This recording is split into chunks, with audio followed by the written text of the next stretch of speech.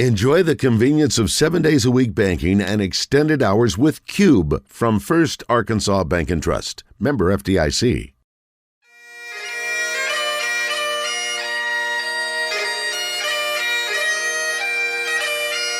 It's time for From the Short Grass with Trey Schaap, a golf podcast for those who love golf, struggle with golf, and just like to enjoy the outdoors and fellowship with friends, all while chasing a ball around trying to put it in a 4 1/4 inch diameter hole.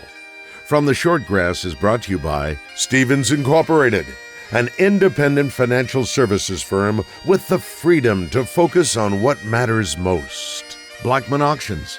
For over 80 years, better auctions have always been Blackman Auctions. Beechwood Pinnacle Hotels. We partner with you to deliver high-yield results by managing, developing, and investing in top-quality hospitality assets. And now, from the Short Grass, here is your host, Trey Schaap. Welcome to another edition of From the Short Grass. I am your host, Trey Schaap. Glad you could be with us. Have you had a chance to get outside? I know it's been a little bit wet, but have you had a chance to get outside and play some golf? Email us fromtheshortgrass@gmail.com. Tell us about your rounds on the course. We're going to start highlighting some of those good rounds and just tell everybody about who's out there, who's playing, where they're playing, and how they're doing. I want to know how you're doing on the course. The collegiate golfers are starting to wind down their conference tournaments. In fact, they end this week, and next week we'll know where the NCAA will send certain teams for the regionals. And of course, we know that the NCAA championships are going back to Grayhawk again this year, same place that it was held last year. There's a big commercial real estate auction coming up in North Little Rock on May 19th. Go to blackmanauctions.com for more information. 10-acre shop and truck yard, 2 nice office buildings, McCain Boulevard frontage lots. There are 7 of those, 20-plus 40-acre lots. BlackmanAuctions.com. Since 1938, better auctions have always been Blackman Auctions. We are back with Stan Lee on From the Short Grass after this. Stay with us. With all the decisions you need to make about what to do in El Dorado, finding a place to stay is an easy one. The Haywood is uniquely positioned to make your stay one to treasure. Located in the historic Union Square district of El Dorado, the Haywood offers luxurious accommodations that feature contemporary, colorful rooms with high-quality bedding, comfortable baths with walk-in showers, and a spacious workspace with stylish plantation shutters that are unique additions to the stunning decor in a non-smoking environment. Make the Haywood your home away from home the next time you visit El Dorado. This is Thomas Blackman of Blackman Auctions. Trey asked me to sponsor a show for another few months. Even though I don't like golf, I do like a show. I have no idea how he gets the awesome variety of guests on his show, but it is entertaining and informative even for a horrible golfer like myself. I'm learning a lot about the game and about the passion for playing. So much so, I've started using my country club for more than Sunday brunch. Trey makes golf interesting. I make auctions interesting. For auctions, listen to me. For golf, listen to Trey. Since 1938, better auctions are Blackman Auctions. Welcome back to this edition of From the Short Grass. Stan Lee from Heber Springs, Arkansas, always dreamt of being in the Arkansas Sports Hall of Fame. And after he won the U.S. Senior Amateur in 2007, he thought to himself that might just get him in the Arkansas Sports Hall of Fame. Well, it did. He's now in his second Hall of Fame, as he was inducted into the Arkansas State Golf Hall of Fame before the Arkansas Sports Hall of Fame inducted him in 2015. I traveled up to Heber Springs recently to sit down with a legend in amateur golf in the state of Arkansas. On the tee, Stan Lee.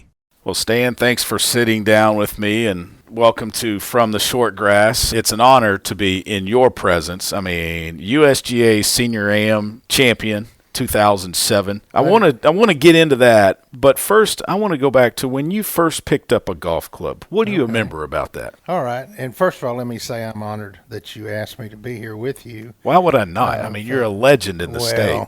Thank you. That's very kind.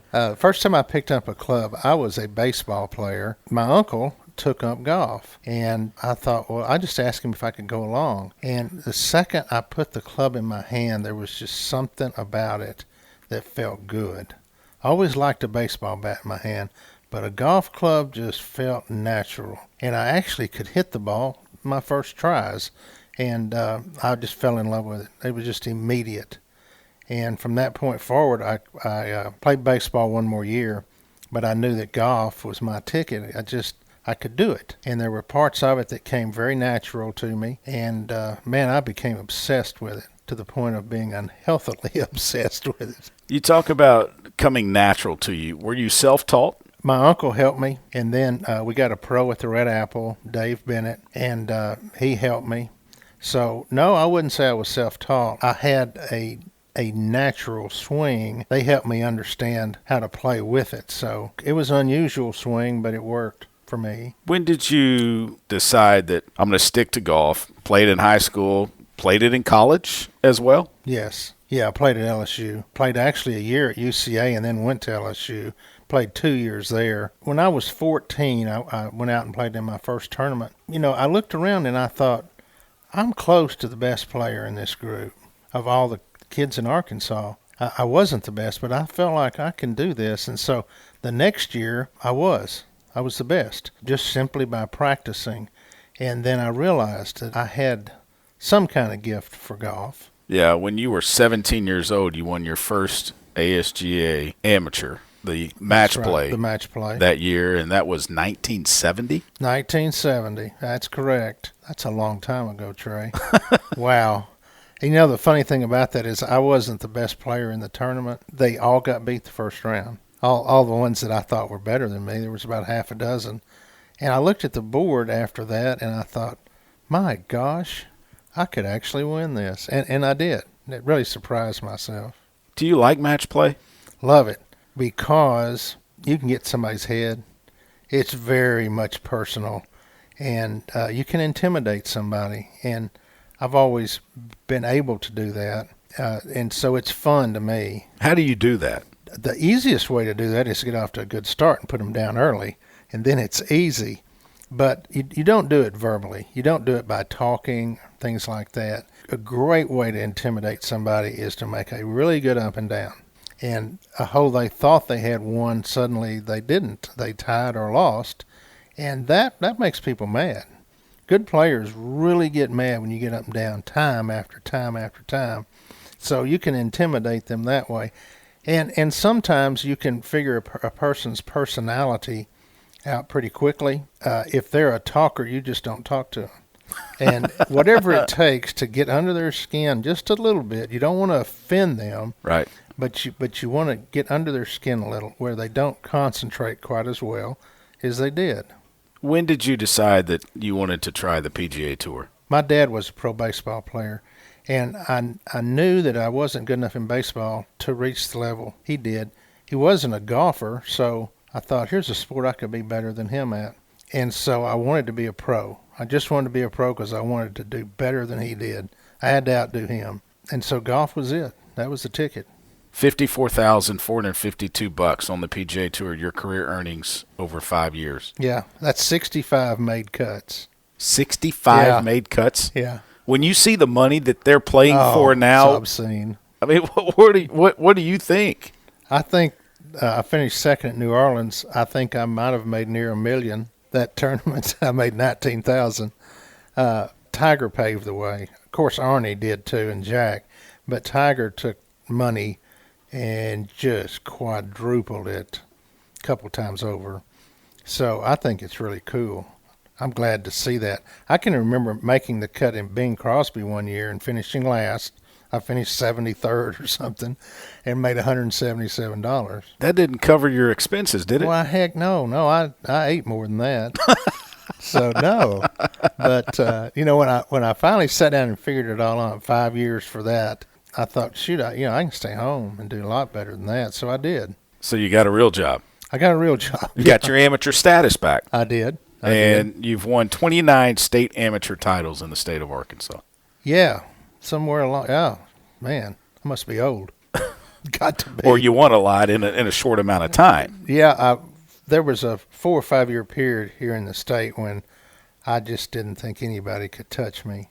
Now, they did occasionally, but I just felt like I could win every time I played. Where did you get that mindset?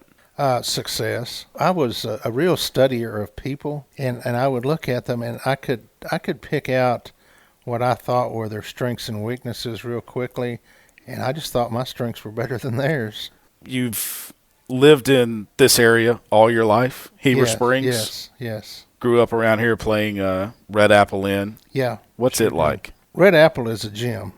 It could be such a nice course. And it's not. Honestly, I hate to say that. But it could be. With just a little money, they could have one of the neatest golf courses in the state. I didn't say the best. I said the neatest. It's really unique. So I'd like to see that happen. It's got one unique hole that I know of, the par 3, that just basically drops off the side of the hill. And you've got such a beautiful view of Greers Ferry Lake. Right. You know, Trey, when I was growing up, when I dreamed of things, I didn't ever dream of winning a U.S. Open or a Masters. I dreamed of winning a state amateur or earning my way into the Arkansas Hall of Fame. Those were the things I dreamed about. And when I'd go away and play out of state, it was always more important to me to win the state amateur than to win the Southern amateur or something like that. So I've always been an Arkansas person, and I wanted to be here, and I wanted to compete here, and I didn't really care about anything else. Well, you remember the Arkansas State Golf Association Hall of Fame, 2015 class of the Arkansas Sports Hall of Fame. So you got those accomplished. Yeah, I did, and that's such a humbling thing when they called me and told me I was going in the Sports Hall of Fame, because that was my goal from the time I was 12. I read an article in the Democratic Gazette, one or the other, detailing who was going in that year, and I thought, that's what I want to do. That's what I want to do. I was still a baseball player, so I quickly figured out that I probably wasn't going to make it that way. I wasn't Brooks Robinson. So I moved over to golf, and that was my dream my whole life. And when I won the senior amateur, that's the first thing I thought of. Mm-hmm. I might get in now. Yeah. And eventually that did happen. So that capped my career. Getting into the Hall of Fame? Yeah. You had a time where you stepped away from golf. Mm-hmm. Rough time in your life. Mm-hmm. What brought you back to the game? I needed something to soothe me from that devastation you're talking about, to give me hope again. And golf was always the thing that I could lose myself in. I could just totally be immersed and not think about the bad things in life, but focus on getting better. And so that's what I did. I started playing golf again. I wish I had done it a little differently. You know, a lot of people deal with hurt at different ways. It should have been a time when I chose to get refocused on the Lord and that, but I chose golf for some reason. And I've circled back around and gotten right with God too. But at that time, I chose golf to soothe my hurt. Being able to get out there and just be in the element. Yeah, there's something about competition. You know how it is. Mm-hmm. When you're out there and you're one-on-one with somebody and you're trying to win a golf tournament, it's almost like there's nothing else on earth that exists for that stretch of time. Now it all comes back after the tournament's over, but man, being lost in that and feeling those nerves and that little burn in your stomach you get from competition, I was addicted to that. I loved it. You won the 2007 U.S. Senior Am Championship up in Kansas. Winning that afforded you exemptions into the next several Senior Ams. Yeah. Your brother, also a very good golfer, accomplished golfer, Lewis, you and he signed up and played in the 2011 Senior Am, and you lost to Lewis in the quarterfinals. Take me through that match first off, and then we'll get into what Lewis was able to accomplish. But standing on that first tee for that match, what kind of nerves did you have? I wasn't nervous because I really thought I'd beat him. And I thought he thought I would beat him. We've talked about that later. He didn't feel that way. So really? I misread him. How did he feel? But he thought he'd beat me. So it was a great match. We tied, went to sudden death. But I'll tell you something funny that happened. Right after we finished the 36 holes of medal, we looked up on the board as they posted the match play, and we saw that we were on the same side of the bracket. And Lewis goes, "Hey, if we win 3 matches, we'll play each other." My first thought that I had right then is, I'll be there. I don't think you will be. I didn't think he'd make it that far. Right. Well, what an arrogant thing to think. It worked out where we did play each other. It was a heck of a match. You know, we both were rooting for the other. I didn't want to win. He didn't want to win, but we didn't want to lose either. So he ends up beating me, and I got to caddy for him the last 2 rounds. Right. And he had a 4-foot putt on the last hole to win. I have never been that nervous in golf. I went over to the side of the green. I really thought I was going to throw up. Are you serious? I'm serious. I couldn't breathe because I just knew he was going to miss it. And he made it, and that's the greatest feeling I've ever had in golf. That's the best day I've ever had on the golf course. Watching your brother win a championship that you won and being on the bag for him. Yeah. How cool is it to see both of your names on that trophy? Well, it's unbelievable. I still can't really fathom that happened, but it is really, really cool. Did you guys compete growing up? I mean, I'm sure you guys went at it all the time. Yeah, I was just older enough than Lewis, so I was a senior, he was an 8th grader. So we never really competed for a position on the teams. Since I was 4 years older, I always just pounded him. And then he started catching up. But I still was better than him until about 2010. And I noticed that, he was beating me as much as I was beating him. And it had been, I'd win 9 out of 10. And now he wins 9 out of 10. And I've broken over. I'm in a free fall. But he hasn't. He still works out and all that. Lewis is actually a better player right now than he's ever been, including college. I want to take you to Old Waverly, the Governor's Cup, Arkansas State Golf Association against the Mississippi Golf Association. Had Tracy Harris on a couple of episodes ago, and you said something to him after he walked off the course one day. You might not remember what it was, but I'm going to ask you, do you remember what you said to him? He had played a match down there. I do not.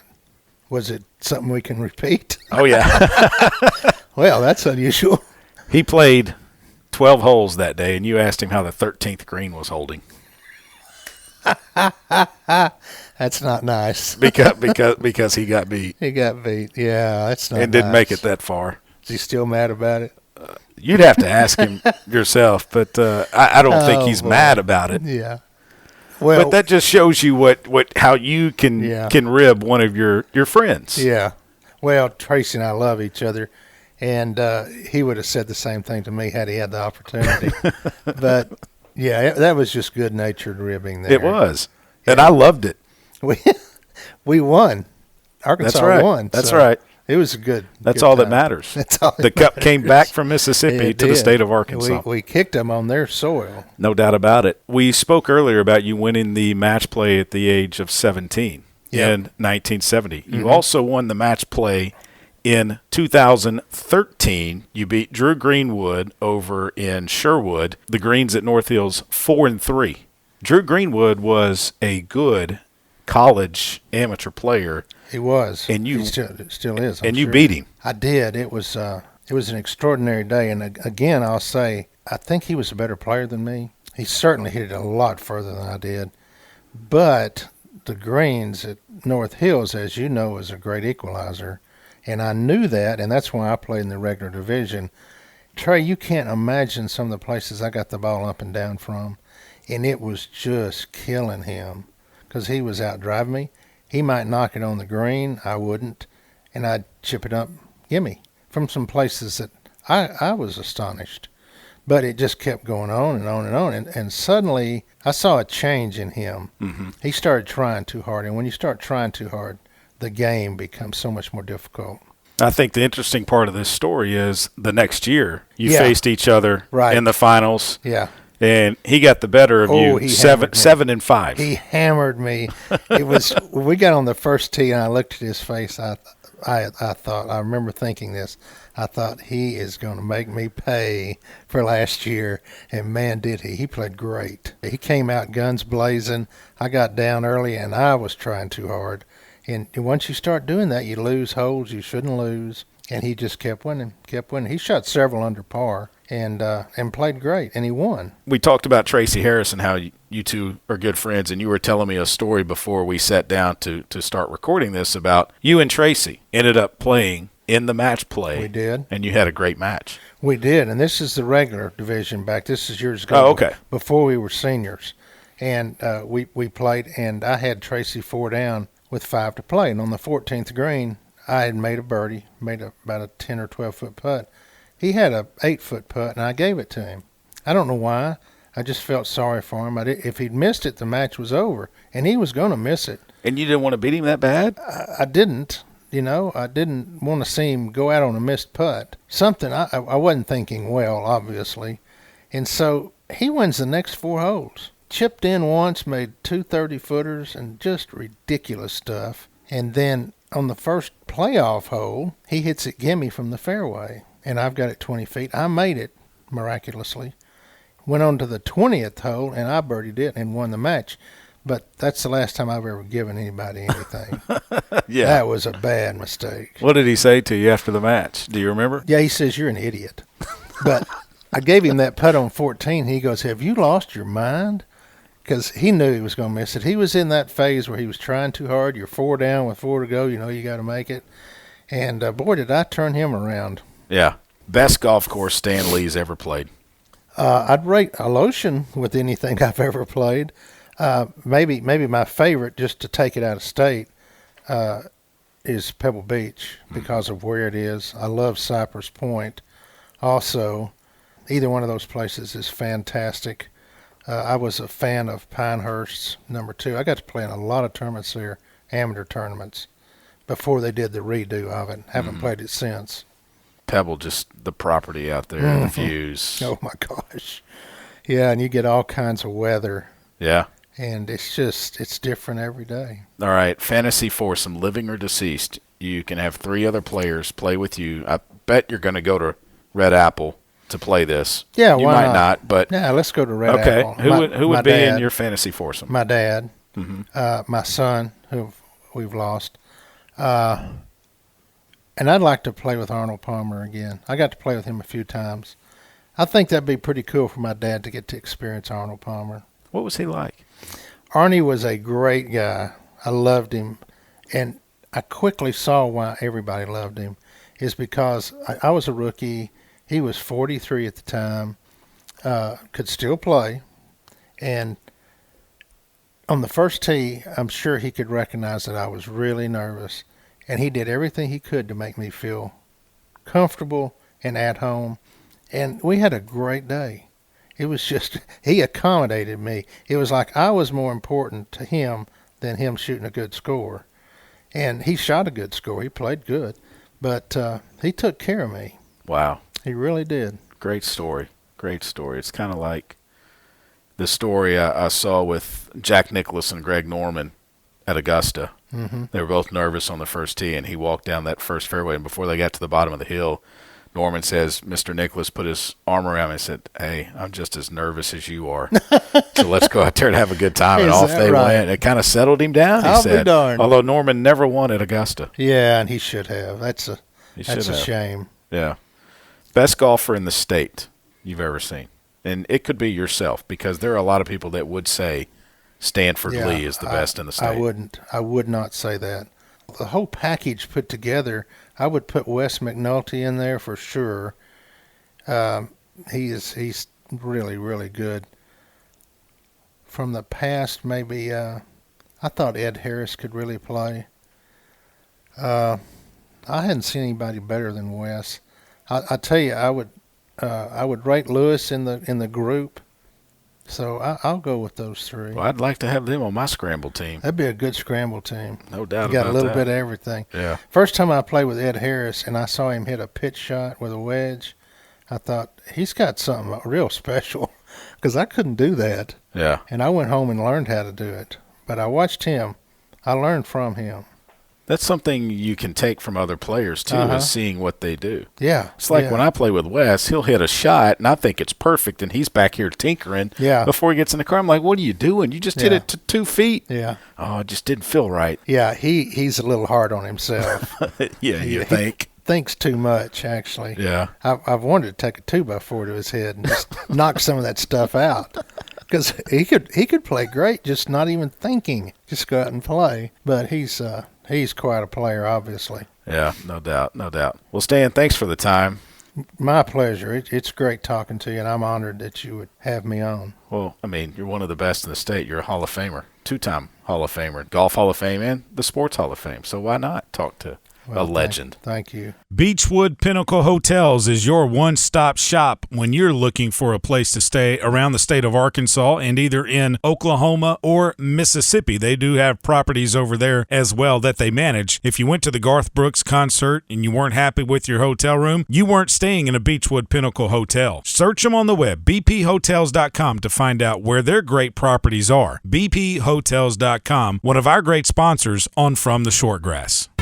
This is Thomas Blackman of Blackman Auctions. Get ready for another exciting once-in-a-lifetime auction. On May 19th at 4 p.m., we will be selling 100 acres in the heart of North Little Rock to help settle the estate of Tom Salmon. We will be selling 19 lots from residential, commercial, and acreage. The bulk of this property is located on McCain Boulevard, about a mile from McCain Mall. It has taken a family decades to build this incredible portfolio, and you will have the chance to buy it all in one night. For more information, go to blackmanauctions.com. Since 1938, better auctions are Blackman Auctions. With all the decisions you need to make about what to do in El Dorado, finding a place to stay is an easy one. The Haywood is uniquely positioned to make your stay one to treasure. Located in the historic Union Square district of El Dorado, the Haywood offers luxurious accommodations that feature contemporary, colorful rooms with high-quality bedding, comfortable baths with walk-in showers, and a spacious workspace with stylish plantation shutters that are unique additions to the stunning decor in a non-smoking environment. Make the Haywood your home away from home the next time you visit El Dorado. Strength is measured not by the number of accounts. Strength is placing value on relationships. It's having the vision and the guts to invest in growth. It's the commitment to responsibly manage your money. At Stevens, we believe that our strengths build success, not only for us, but for our clients. Stevens, member NYSE, SIPC. Welcome back to From the Shortgrass. On the tee with our weekly rules segment, here is PGA Master Professional Adam Carney. Why the change to the kneecap by the USGA and the RNA? I'm old enough to have played the game where you throw it over your back. Where I drop it. I've dropped it all three ways. Yeah, I've dropped it over my back. I've dropped it with my arm straight out, and I've dropped it from my knee.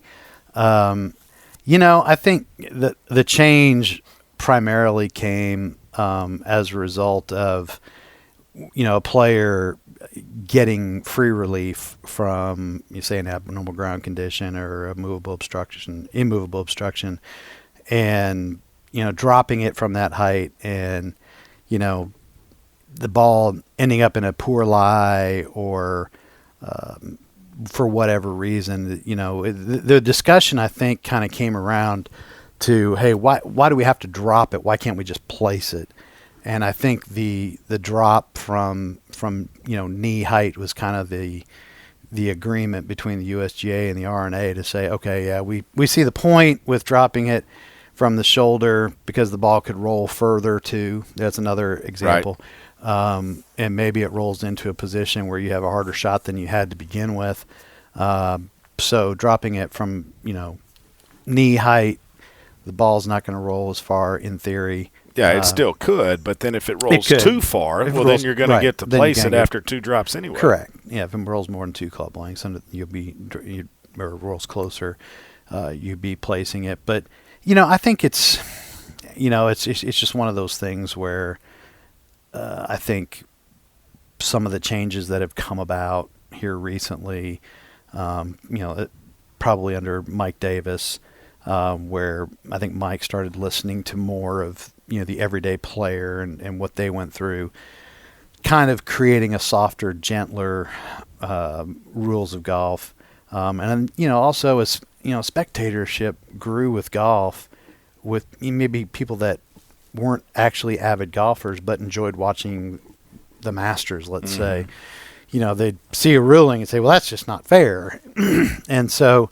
Or why would I want to do that? Exactly. So I think it's one of those things where it made sense. It doesn't matter. You're not going to have the benefit of placing the ball on perfect lie. You're still going to have to drop it.